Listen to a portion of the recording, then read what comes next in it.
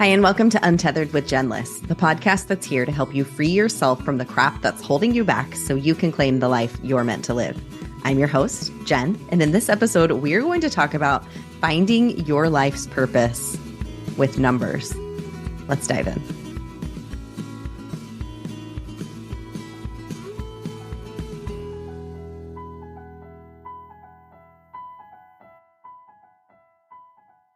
Hey there, it's Jen. Welcome back to the podcast. Today we have a special guest, Felicia Bender. Felicia is what is called the practical numerologist. So what she does is to help you uncover your life's purpose and so much more using numerology.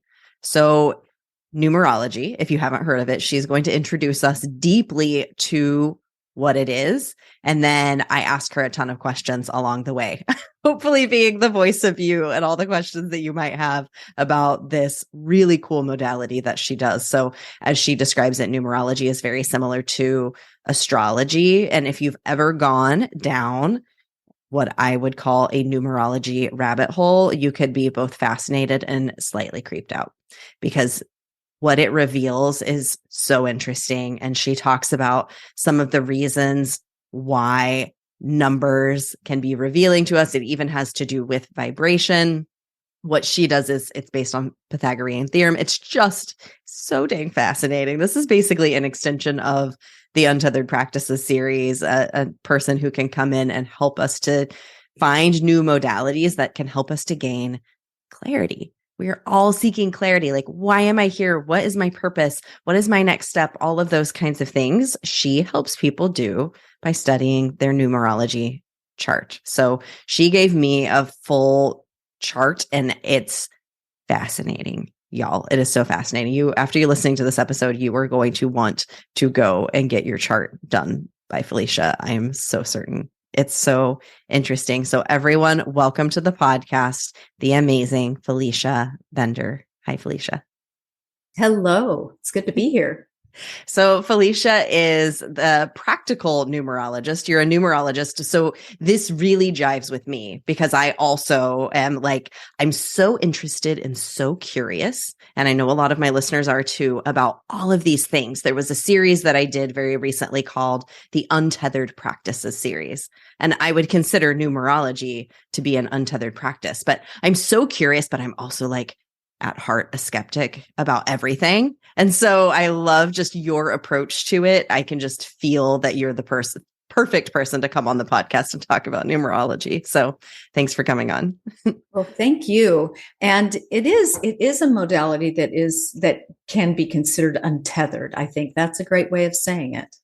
Oh, beautiful. That word just really jives with me in general, because I feel like I've lived so much of my life just I'm feeling tethered, and maybe there's something to my numerology about that. You know so much about this, and I can tell just in our conversation before this interview that you love it. It lights you up. It lights your soul on fire. So grateful to have you coming and talking about something that you love and your gift that you're offering to the world. So for those who don't know what numerology is, and my knowledge is only base level, I told you I went down a rabbit hole or a rabbit warren. You're in the UK right now. That's what they would call it there with numerology. So what is it?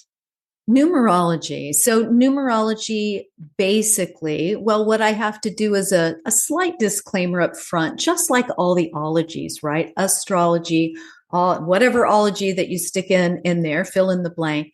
There are different types of numerology. So the type that I practice is Pythagorean. So it comes from Pythagoras.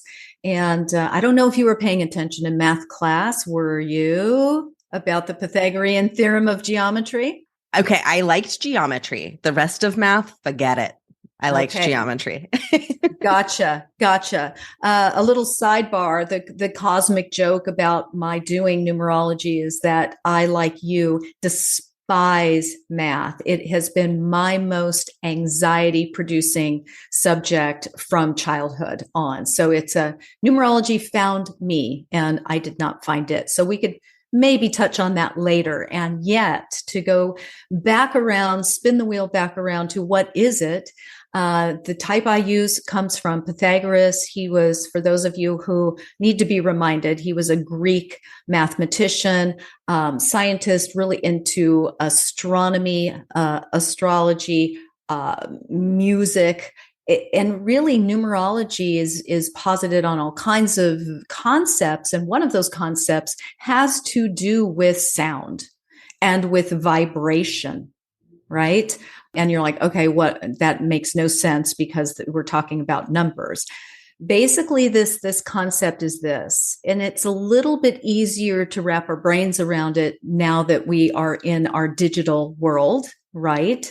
And yet, basically, Pythagoras posits the idea that numbers carry with them not only a quantitative value, like that we count with, one apple, two apples, and so on, that each number 1 through 9 and a 0 carry with them data. It's code. And so the idea is that it carries with it vibration, frequency, and this shows up as a container for that has power, influence, and it carries this information wherever it is, wherever it lands, right? So it's that whole concept that basically we are in a mathematical universe, right? And that we could go on and on about string theory and all the things that go with it, and it really does fold into that concept. But on a very, very simple level, it's about code, and I look at numerology as like a language. So what we need to look at in terms of individuals, we can apply this to all kinds of things. We can apply it to house numbers, your phone numbers, repeating numbers that you see, the world events, all kinds of things. I'm not as interested in that as I am about how do we use this to make our lives better here and now, right? And so in order to do that, numerology allows us to create a chart, kind of like an astrological chart, using your full name as it appears on your birth certificate and also your date of birth. With that information, we can do all kinds of calculations that can give you a really miraculous and magical amount of very detailed information about cycles of time that you're going through, what you're there to learn during those times. And we have the core numbers that really make up what you checked in to do, how you're going to do that, all of those things. So it's a very complete system that allows you to see why you're here and how to optimize that, how to understand that. Well, thank you for that. That is such a great explanation of what it is. And now I have so many questions for you. And I will say, before we hopped on, you ran my chart for me and shared some information with me. And my response was, this is both fascinating and I'm slightly creeped out, because I've got to tell you, like, it is wild. It feels wild how accurate this can be and how illuminating it can be about certain things. So I'm curious, when you say that it takes your first name as it appears on the birth certificate, does that include middle name? For somebody who might decide to calculate this and is curious about it, what all is included and how does that work? Just at a base level, we don't need to fully dig in, but absolutely. Yeah. It is your full name. So if whatever the first, middle, last on your birth certificate, and that means if you have more than one middle name, if you have no middle names, if it was misspelled, you really you get into all kinds of interesting elements there. But it's your full name as it appears on your birth certificate. Okay. Thank you. That's so helpful. And, my middle name actually was spelled a different way than what had been intended. So that is very interesting and something to think about. I know somebody who they wrote Batman as his middle name as a joke on his birth certificate, but that legitimately is his middle name. So there are things that in people's lives, it's like, for some reason, from your perspective, would that have just been meant to be for them? Oh my gosh. I have been doing numerology for years and I have not heard that one yet. That is a great one. Batman for the middle name. they couldn't decide on the story was that they couldn't decide on the middle name. And so then they were just like, well, I'm going to write Batman. And they did. So wow. Okay. Little did they know that numerology would have something to say about that. Yes. that's beautiful. Okay. So this can go deep. This is so fascinating, I have to say, about the vibration, because there is so much information out there and so much science, and there is active science, there research being done about vibration and how that influences us and how everything is energy, and that is influence the world that we live in is a reflection of that energy. So I'm curious how much of that you really put into what you do, how much you think about that. Is that something, or is that just like a little side note for you? I'm curious. Well, there's always that larger container, right? And yet we also have to bring it down to actionable, simple steps, right? And the way that I look at it actually is that it's kind of like Morse code. So think about Morse code, and you walk into a room, and let's say you've never been trained with Morse code. You have no idea what it is. You walk in, you hear this, you know, it's just static, and you walk out. Well, let's say you walk into that same room and you've been trained with Morse code. You understand what those dots and dashes are communicating, and you can write down the messages. And it's the same exact thing I find with numerology. You can bumble through life without, and the messages are all around you. And yet, if you don't know the language, you're not getting the message. So I find it's a beautiful tool of being able to frame what you're already feeling in many ways. Yeah. Okay. That is slightly mind-boggling. I feel like I could go down a like 4-day rabbit hole thinking about this. So for you, little side tangential, how did you end up getting, if you're like, numbers are not my thing, how did you end up, you were everything that you do? I mean, you're a PhD, like you are a very educated, you could have gone into anything, and this is something that you are passionate about. You are obviously called to. How did you end up here? Yeah. Well, it's interesting because I find that most of us who trip onto these pathways do so through what might be called a dark night of the soul, right? And those even listening to your podcast might be those seekers, right? People who are seeking something else, something more, something's burning right inside. It's like, there's got to be more. I know that, something is out there, and I want to evolve into that. And it's always much more complex, but the simple story is that when I was in my early 30s, my mother passed away. Mm-hmm. And she was quite young. I found she was 59 at that time. And it really just broke my world open. It was one of those moments where I just began to seek answers to questions I didn't even know I had.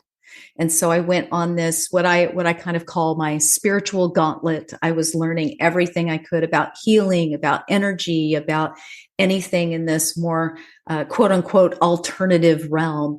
And I trained to be a pranic healer during that time, which is an energy modality. And still I am, like you, I'm a pretty healthy skeptic. And I also am very practical, hence the practical numerologist. So I was always seeking some tool or some modality that gave that to me.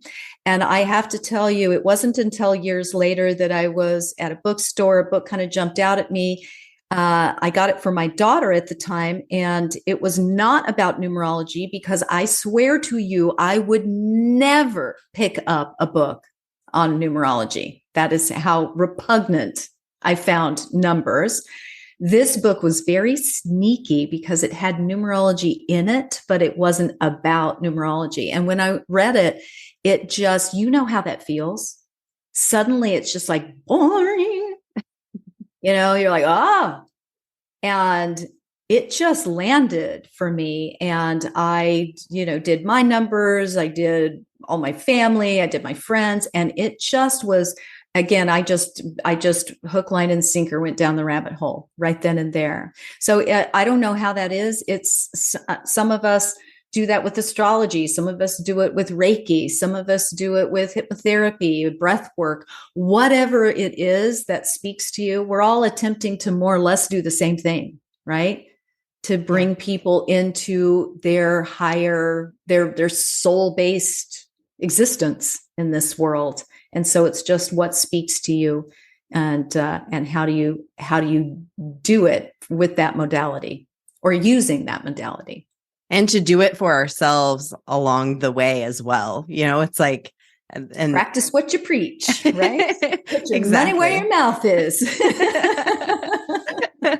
It's so true. I think a lot of us, like you said, seekers, it's like we're seeking for ourselves, and in turn, it leads us down the path that allows us to heal others, which turns out to have been possibly our intended path after all. And it sounds like if we can reflect back, I would love to hear, are there things in your chart that you realized you were like, oh my goodness, there are things that I could be doing differently? Like, what were some of those realizations that you had in that moment for yourself? Oh, absolutely. And I think one of the things, or I feel that one of the things that I respect and admire and love about numerology is that, to me, it has the potential to offer the key concepts and key words, for lack of a better term, to keep bringing us back to kind of what I have a PhD in theater. So it's more like in theater, when you do a script analysis, there's something called a through line of action.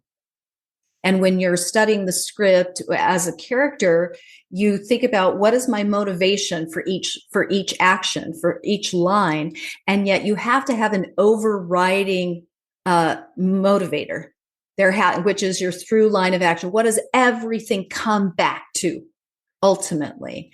And for me, numerology does that for us, because each number has its key themes. It's what you are here to master within the framework of that number. And then also what it tells us, and most people I work with love this part even more, love hate.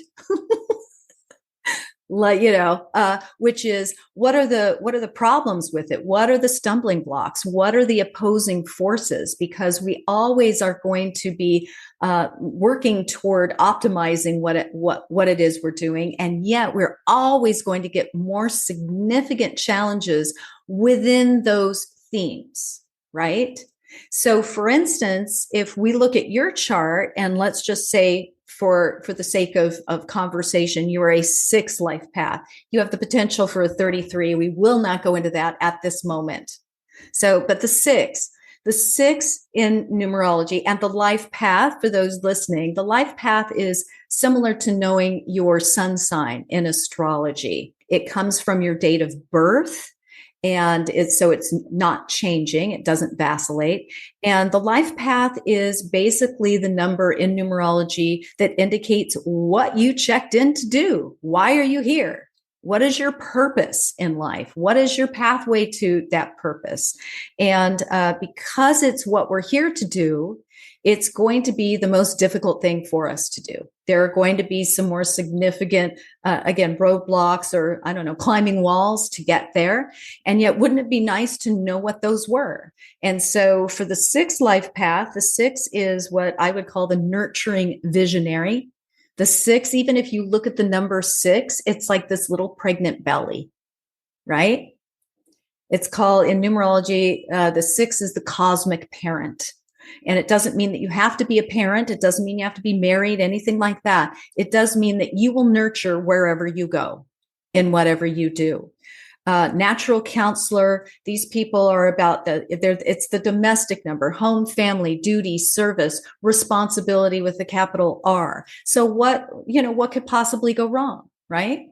So of course, that's what we could talk about each of the numbers, and what could possibly go wrong? Well, here it is. And so part of the 6, and what the 6 is learning, is to acceptance. accepting the perfection of the imperfection of everything, because the 6 is a control freak. I say that lovingly because it's your superpower. You're the one who knows what everyone needs, what everyone wants. You get it all organized. You're the super parent.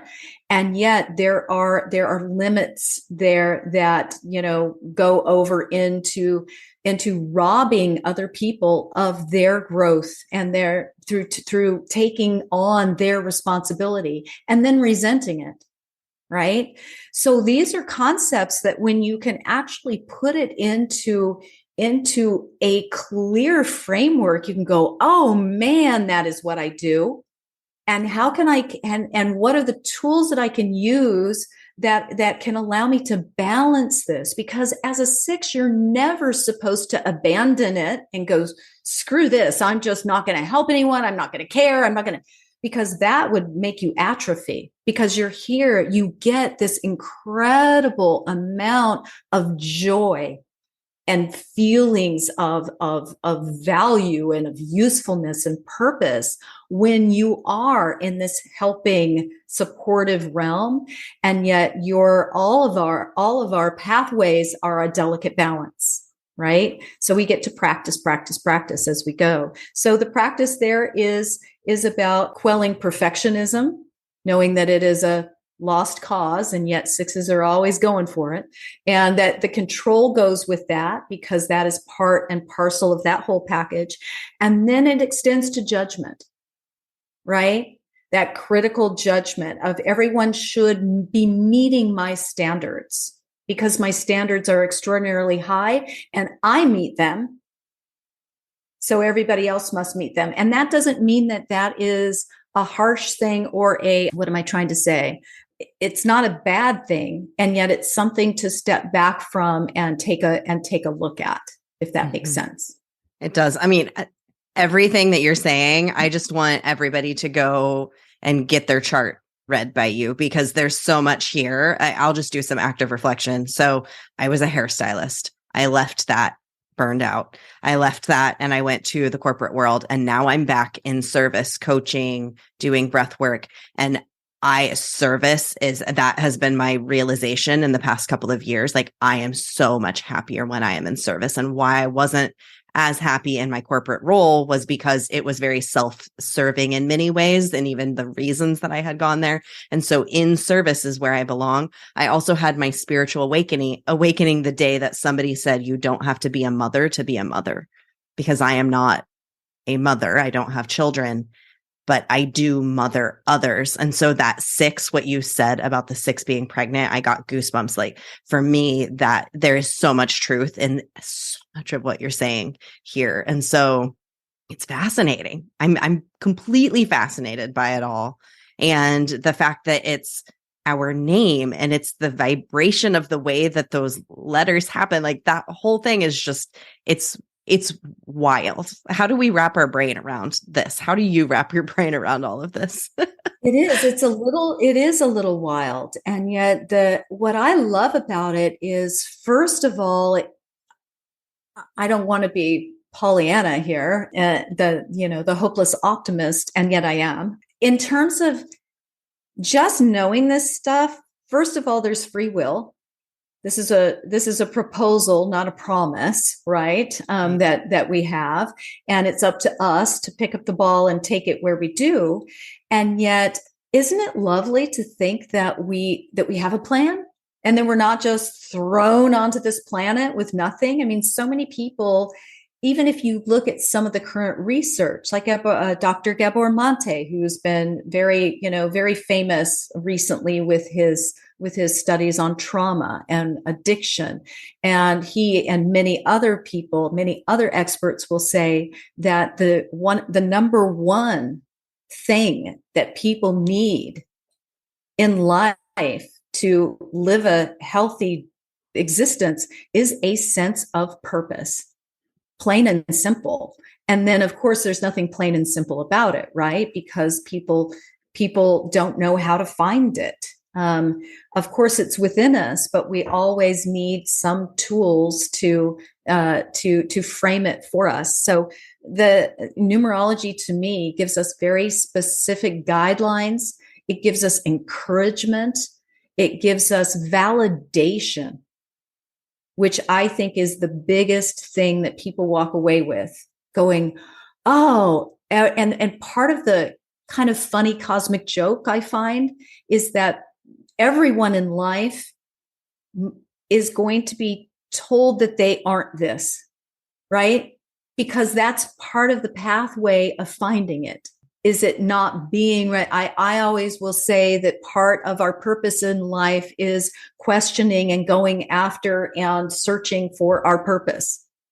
And through that, we engage it and we learn what our purpose is, but we don't engage it unless we're actually open to finding it. I mean, yeah, it's that.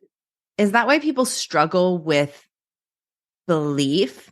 Like, even when you know that you're being called to something, and so people will be on their path and it's like, I'm doing it. And then they struggle so hard, even when you're on your intended path, with believing it. Is it because of what you're saying? Like, on your path, you are meant to struggle with this?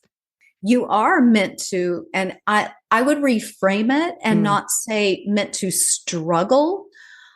I feel that optimally we are meant to experience, because you and I and everyone else out there will, if we're really honest, the times in which we have the most exponential personal growth is not when things are going great.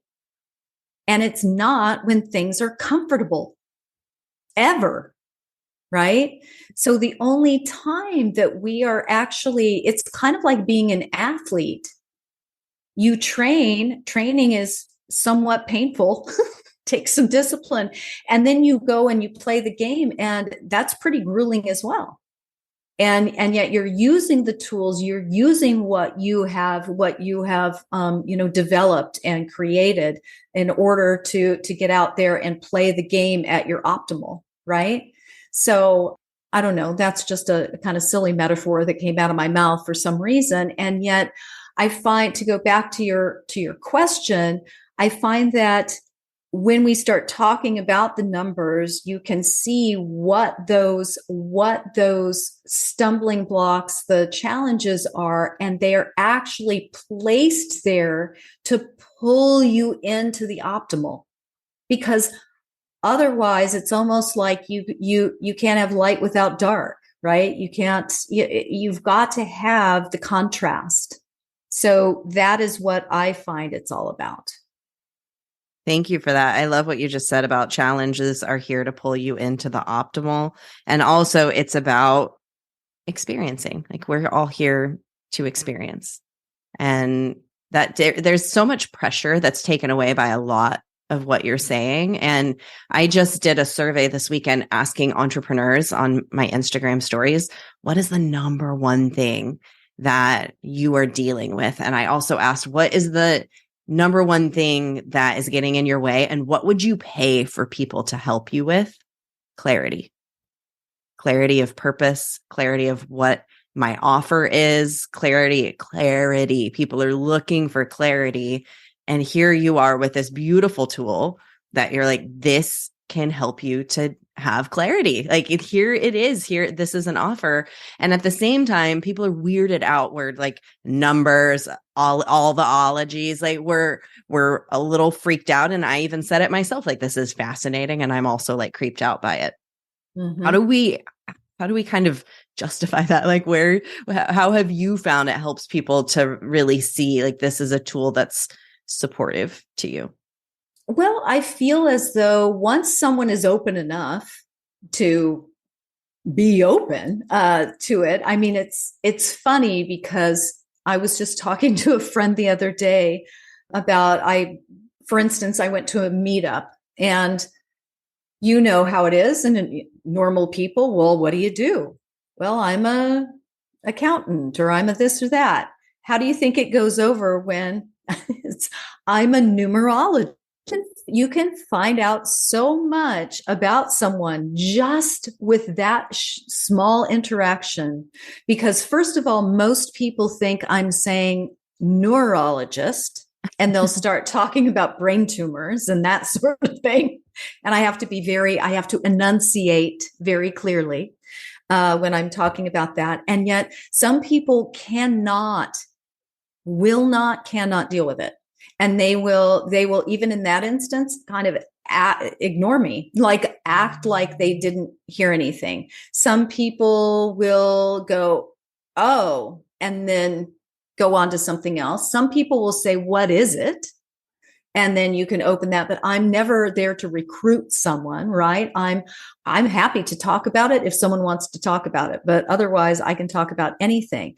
What is even more interesting is during these, and I'm giving you kind of the stages and phases of how that can open up. At this particular event, and I've done several of these, a woman was very interested. And she said, well, what do you know? What can you tell me? And I said, well, just what's your birth date?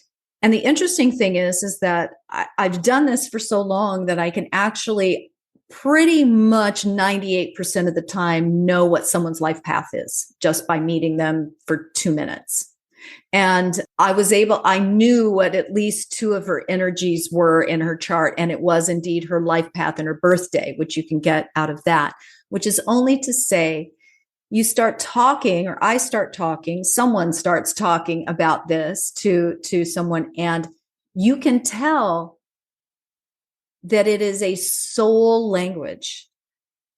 And what I mean by that is, as I was saying something about her life path and giving her a few of those key words and concepts, her eyes started to fill with tears because it was a recognition that about herself. And it's every one of us want to know about ourselves and want acknowledgement, want to have that recognition, and to have something as random, supposedly, as your birth date be able to speak to you in a way that, someone would say no one could know, that is a very powerful tool of self-empowerment, right? And again, the validation, which is to say, people simply need to be open to it. And I find that, like most metaphysical tools or even alternative medicine, that sort of things,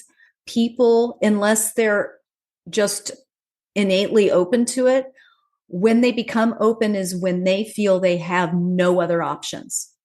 When their life is, when they are on their knees, when nothing else has helped, when, is when they're open to something that would otherwise just be a hard no, right? So I feel like that is often when people open up, is when they feel like they're like, I'm going to try this because I've tried everything else. I think there's so much resistance. It's fascinating to me. Thank you for letting me ask that question, by the way, because I just know my audience and I know myself. And these are some of the questions, because it's like, we are open and we are curious, and we are tethered by societal expectations and just the way that we've been raised and the way that we think about things. And so things can feel weird. And so I love kind of like picking around the edges there, because I know that listeners are curious, but also potentially resistant to it. So thank you for that. And there's just so much resistance to knowing ourselves. And at the same time, we want that, like you said, like more than anything. Any ideas? Yeah, more than anything. Why are those two things existing for us at all times? Coexist. They coexist. And what I find really an upper level action or place to be is when you embrace it at some point, where you cross the line of thinking that it's even weird, right? That you end up attracting your tribe and the other people around you. And once again, I have a doctorate. I've done real estate. I'm not some airy fairy person oming in a cave or whatever, which, no harm, no foul. Anyone who wants to do that, I'm all for you. And yet that for me, I am very, on the planet. I am very grounded in reality. And I think that's what people resist, is that airy fairy woo woo thing, and that they'll be taken less seriously or have less credibility or fill in the blank. Right. And so it's exploring it enough to keep a to critically to be a critical thinker, even within all of this, right? So there's so much and so many tools. And just like to reference what you said before, I mean, look at the medical world. We've got technologies right now through, with sound frequency. It's doing all kinds of things. There are so many things that we could look at that as totally woo woo, right? I mean, and yet as it becomes more accepted, more normalized, we envelop it into the normalcy of things. And yet it's always this stuff is always a little bit a step ahead, Yeah. Yeah. I love that you have embraced it so wholeheartedly. You know that it's your path and you're doing it. And again, I can just see that you could talk about it all day. And when you find that thing that you could talk about all day, you know that you're on your intended path. I mean, I could work on some of the things that I'm doing when I get into doing my coaching program. I could work until 4 a.m. and not realize that it's 4 a.m, So it's like finding that for yourself and finding other people. You're also a person I feel like I could sit and have a conversation with all day and just be fascinated down the rabbit hole. So finding other people at your vibration as well. I have a question about numerology and we'll wrap up here in a second, but are there certain numbers that pair well together? Is it kind of like other things like astrology? I remember somebody when Joey, my husband, and I were in China, told us we should not be together. She looked at our birthday and our like signs and she was like, nope, shouldn't be together. So I'm curious, is that the same with numerology? You are, right? You're still together. Okay. So, well, yes, the answer is yes. First of all, though, I would say that it is my personal belief that, just like your example, oftentimes what I will see is that people are always there for a reason. It doesn't mean that you're there for sparkles and unicorns and everything's coming up roses all the time, right? It could be to kick you both onto different pathways, and that sort of thing. And yet, yes, there are numbers that are more congruent, that get each other more than other numbers. And I often find people get into partnerships with their opposition because in some ways they're learning that aspect from each other. And we could do you want to go over the easy calculation for the life path so that people are at least left with knowing what their life path is? Yes, please. Okay. Do you mind if we use your birth date, or would you like to use you can use mine. Birthday? Okay. All right. All right. So your birthday is December 19th, 1982. So for those of you out there, this is something you'll need a pen and a paper for, or your calculator on your phone or whatever. And if you're driving, wait for later. Okay. Just saying. So what we're going to do is take your birthday. I am also a numerologist who likes to point out there are different schools of thought about how things are done. I'll tell you mine, but just know that there are other ways that you can arrive at the life path number.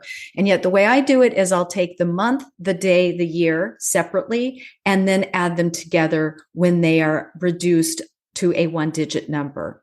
So if we take December, it's a 12. 1 plus 2 equals 3. So that's a 3. We take the day, which is 19. 1 plus 9 equals 10.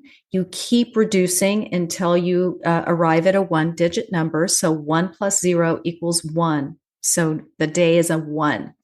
Then the hardest math that we're going to be doing, all of you math phobes out there, this is the hardest one, is 1982. 1 plus 9 is 10, plus 8 is 18, plus 2 is 20. 2 plus 0 is 2. Now we're going to add those 3 numbers together, 3 plus 1 plus 2, and that equals 6. So in this case, there is a 6 life path here. So in terms of the numbers, we work with numbers 1 through 9, and then there are some other numbers called master numbers, the 11, the 22, 33, just so that you know that those exist. We won't go into those here, but the formulation basically is that the 1 is the innovative leader, creative entrepreneurship, that sort of thing. And I'll just do the optimal. We won't do the the shadow obstacles. side. Yeah, maybe another time we'll do those. But and the 2 is the lover, not the fighter. The 2 is the intuitive, the diplomat, very relationship oriented and highly emotionally sensitive and intuitive. The 3 is the creative communicator. It is the number of joy, of optimism. And also, I'm going to say up front right now that as you're listening to this and you think, oh, my brother is a 3 and he's the most sarcastic, depressive, whatever. Well, think about each of these keywords that I'm talking about, and then we will struggle with the opposite a lot of the time. So what is the opposite of optimism? Pessimism. What is what is communicative? Blocked communication, right? Or inappropriate communication. So think about that also as you go along, as we're listing these attributes. So again, the 3, creative communication, meant to be in the spotlight, written, spoken word, all of those things, the performer. The 4 is the teacher, the systems builder, all the hard worker, all about stability, security. Those things are very important. It's a foundational energy. The 5 is the sensuous freedom seeker, the wild child. It's again, seeking freedom, fun, fearlessness, adventurous, very versatile, living without a filter. These people, if you're a 5, a 6, we went over with you, so people know what that 6 is. The 7 is the analyst and a spiritual seeker, very much on a different wavelength.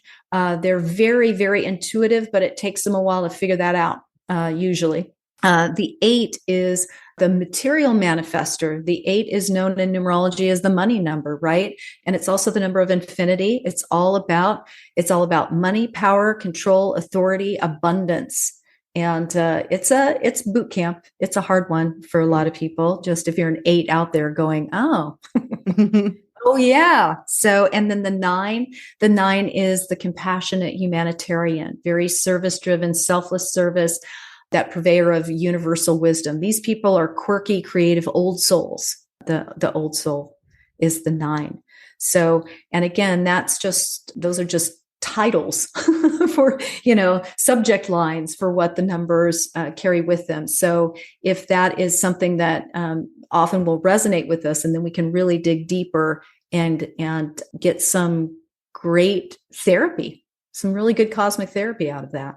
Yeah, I love that you call it cosmic therapy. I just did my husband's number as you were going through those. I'm like, oh, he's a 9, which makes a ton of sense. There's some very interesting things, and you probably know all the things about why that pairing might be even more interesting. So where can people, if people are like, okay, I got to know more, I've got to work with Felicia, I need to find out more about my chart, how can they contact you?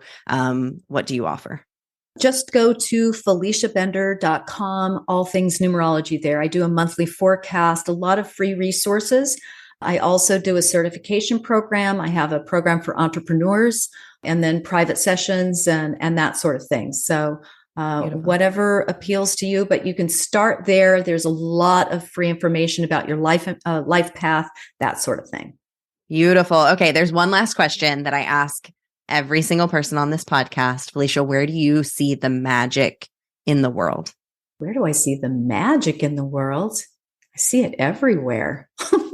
I see the magic in the world in connection, in connection with, our connection with ourselves, our connection with others, and our connection with the planet, right? With nature. Mm-hmm. Beautiful. Beautiful. I love it. You didn't say numbers. I mean, I don't know why. It's about the connection, right? That's just built in, right? Yes. And also maybe some still resistance to numbers, even though what you do is numbers. Yes, indeed. Yes, indeed. Thank you so much for coming on the podcast. Such an enlightening and amazing and interesting conversation. Thank you for having me.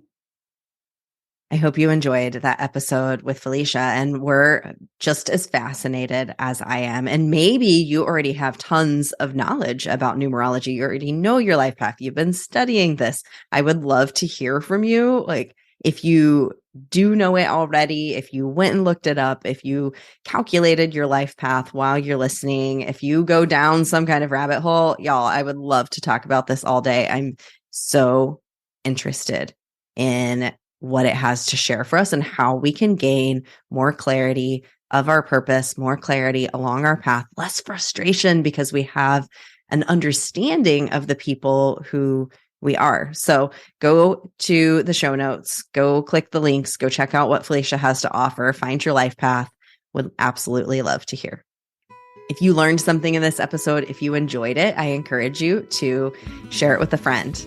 Invite somebody else into this little numerology world that you might be exploring as well. You can also take a screenshot of this episode, share it in your stories, tag me, tag Felicia. You can get our Instagram handles right there in the show notes. We will always reshare your posts if you tag us. Thank you again so much for listening. You just keep shining your magical unicorn light out there for all to see. I'll see you next time.